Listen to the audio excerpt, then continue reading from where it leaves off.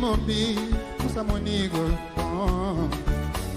Kadi mutu ni utola mungu.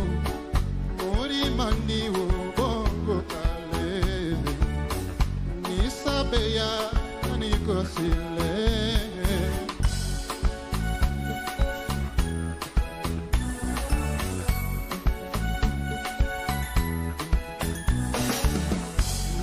Mobi, usa monigo.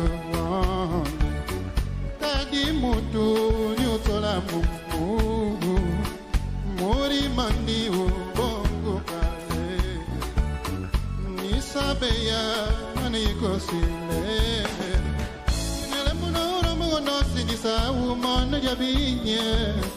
Mina mange me ngo mimilo gato. Mori mami wite ukaulia.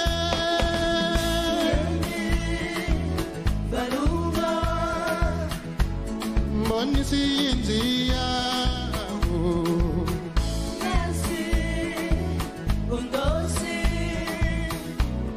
Ani abati lumbu.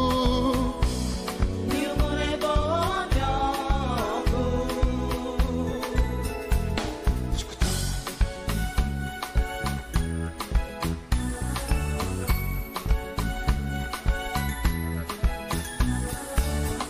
Mina mange oni unzwe mine. Mina doge adoge ludo. Mina mange uda wabalomido. Monyune uwalo na mabase. Morono na malumi bangana busani nzi bambatie. Mina mange utengo mimilo byato. Mori mami wite ukaulia. Kende, balunga. Monisi inzia.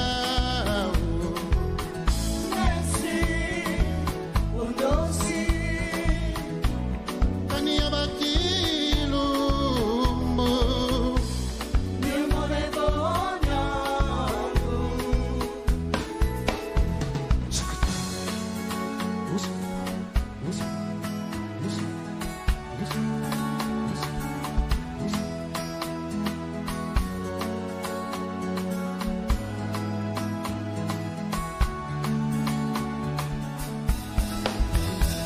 Messi come te, ne pugno lo fai dai fumo. Hai poco bene, non me la voglio. Che non può bene, passeggia di giù male. Se tu potresti amore, in mezzo a me lunga. Che mi va un solo, a bambini, che mi va un passi. A morire, vita lunga. Mi rimane. Monisi wanisi dumbitie. Messi come te, ne pugno lo fai dai fumo. Hai poco bene, non me la voglio. Che non può bene, passeggia di giù male. Se tu potresti morire, in mezzo a me lunga. So che tu, che un angolo oggi, mobile, non ti devi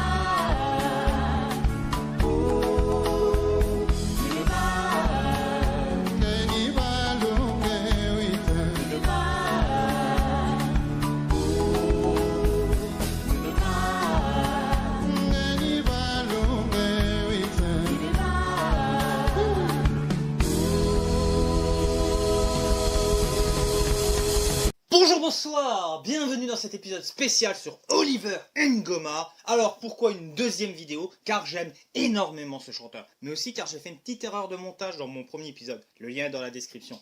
Parce que j'ai retourné la partie de l'année 2010 et j'ai fait une petite erreur de montage. Et j'ai détruit la partie qui parle de 2009 et de cette interview. Cela va me permettre donc de reparler de Nolly en détaillant plus sa dernière interview, car malheureusement, il n'aura pas le temps de refaire des interviews car il est décédé il y a 10 ans exactement, le 7 juin 2010 à 6 h du matin. Donc, on commence par un générique qui pète sa mère, personnellement, l'émission est dans la description si vous voulez la voir entière. Et là, boum, Oliver chante. Asamana mane, si pagatana mane, oh, yangetana mane, mitingu mina mane, oh, mweta unuita, ulubu nieve, monyo tunu sandi, motumana nieve. Après la présentation de l'animateur Patrick Demabio, il y a un extrait du clip Ngbe. Et là, je me dis, il y a un truc qui cloche. J'ai l'impression que Oliver a vieilli énormément en 2 ans, car le clip a été tourné entre 2006 et 2007, et là on est en 2009. Sûrement déjà la maladie, la souffrance qui l'use. Selon certaines sources, les problèmes rénaux le tiraillent depuis 2008.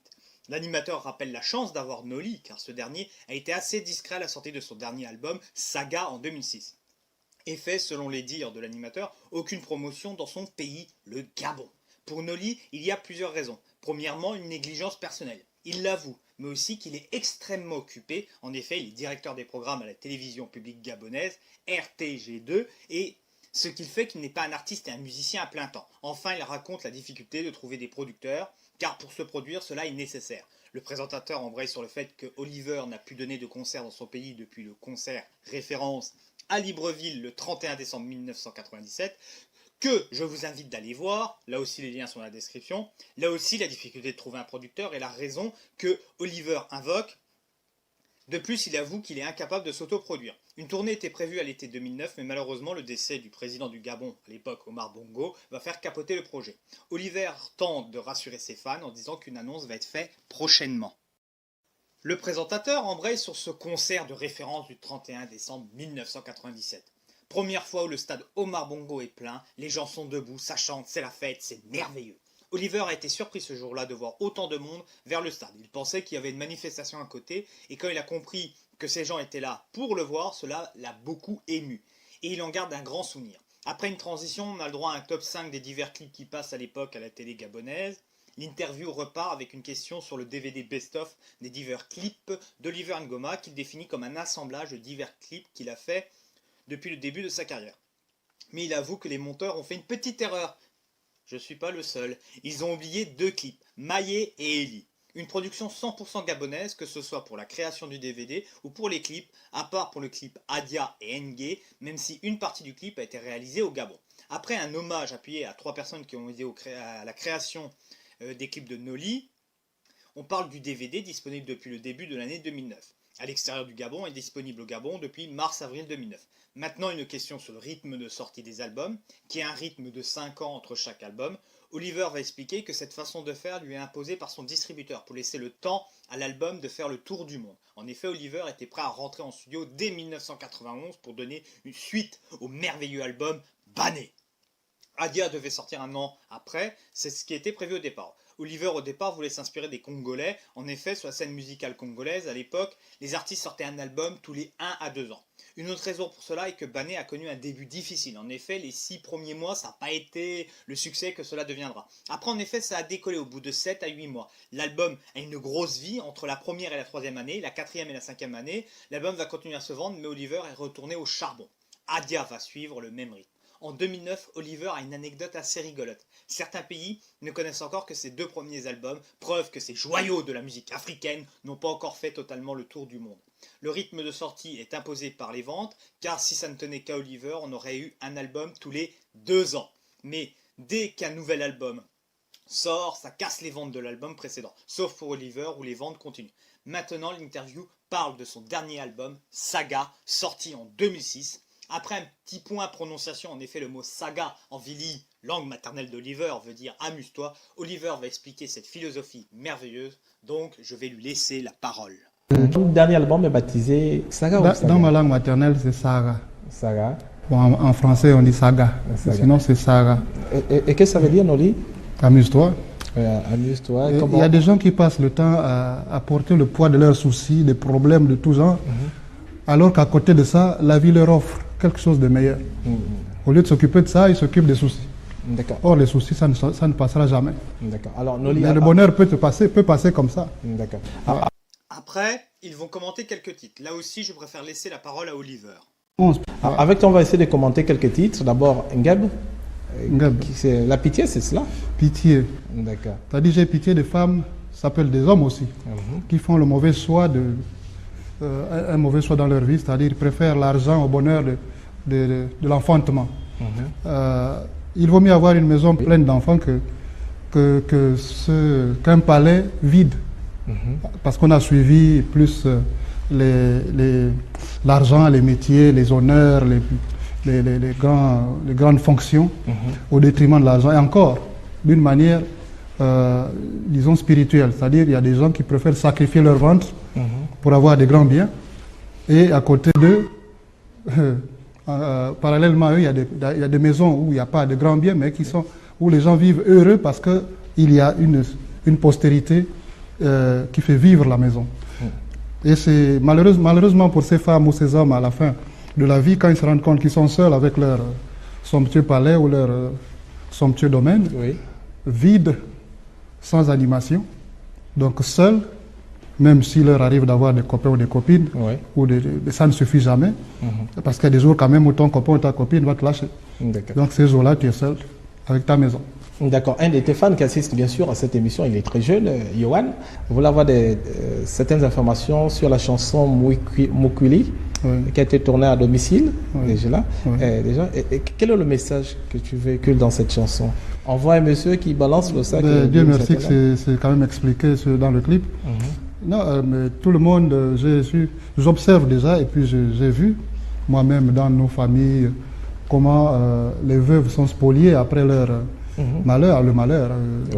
Donc ça m'a toujours fait un choc de voir quelqu'un qui a travaillé toute sa vie, qui a bâti tout son empire avec sa femme, tout son empire avec sa femme et ses enfants, bien naturellement, de voir qu'après le décès du mari, on fait comme si la femme et les enfants n'avaient participé à rien et que ça ne leur appartenait plus. Donc on les jette simplement dehors, en les maltraitant d'une drôle de manière, et en spoliant tous leurs biens, comme s'ils n'avaient droit à rien, alors que ça leur appartient.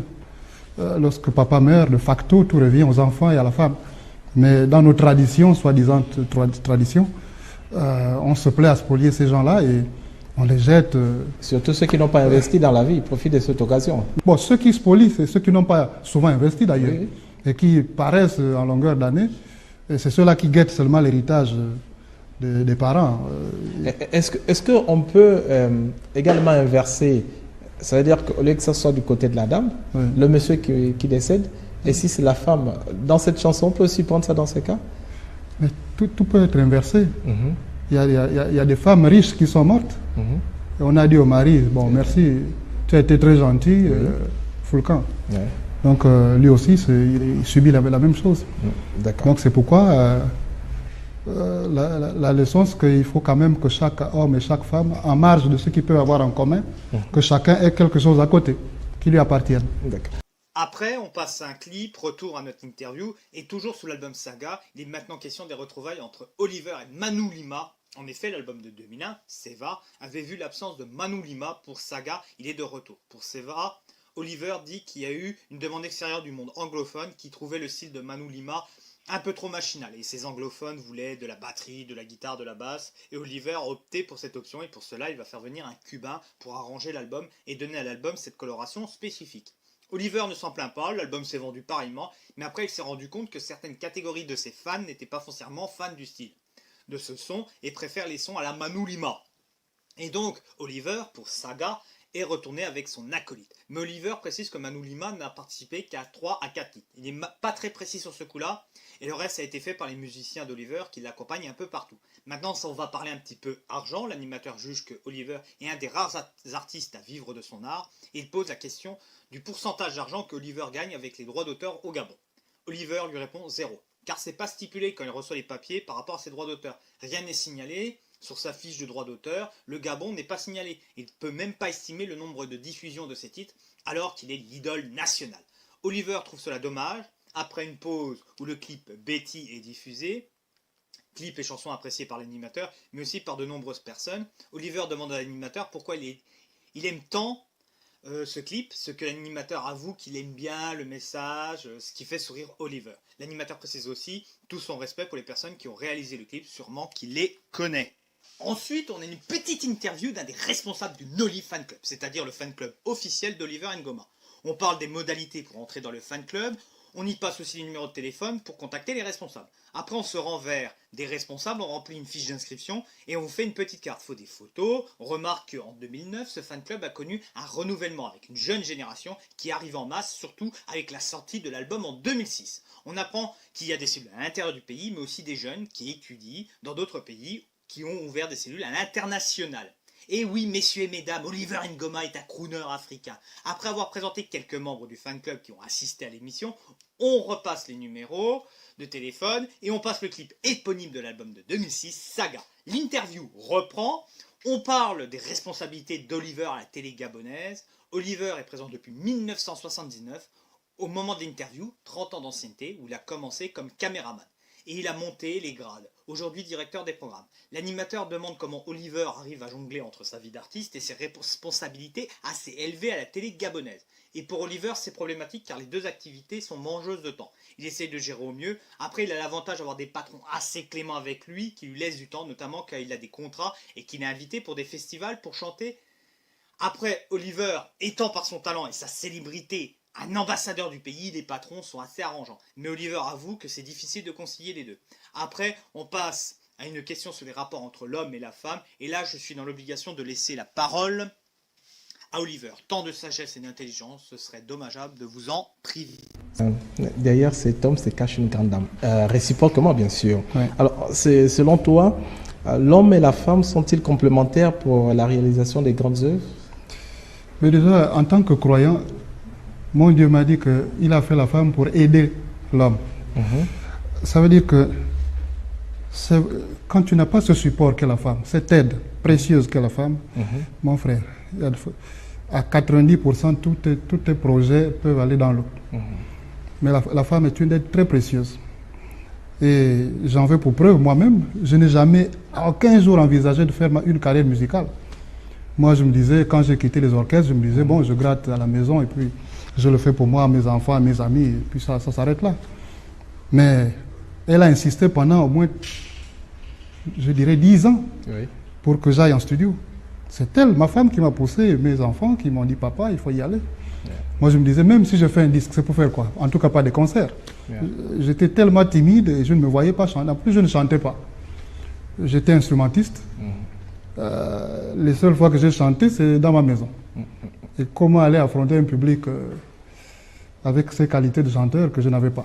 Donc, ce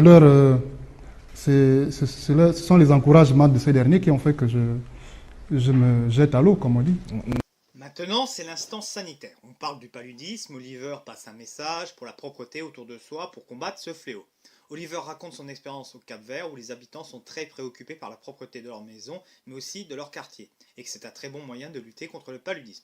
Le problème, c'est qu'au Gabon, certaines personnes, à l'époque de l'interview, selon les dires d'Oliver, je ne fais que le citer, ne sont pas très regardants sur cette propreté. Ça peut poser problème. Maintenant, Oliver passe un message à ses fans où il leur dit qu'il les aime et qu'il doit sa carrière à ses fans, notamment pour ses premiers concerts, ça lui a donné la confiance pour aller encore plus haut. L'interview se termine par un Oliver chantant. Wendila domingo do kadue, liberi netone, bebebe otitosie. Wendila domingo do kadue, unde bakatunde, bemobia o bebe, bebe mongatina bane bawe. Babalile Mbongo na tinzubu tia utio Ebano patule En conclusion, Nolly, peut-être que ton cœur s'est arrêté il y a 10 ans, mais ta voix, tes mélodies, ta bonté, eux restent immortels. Repose en paix, l'artiste.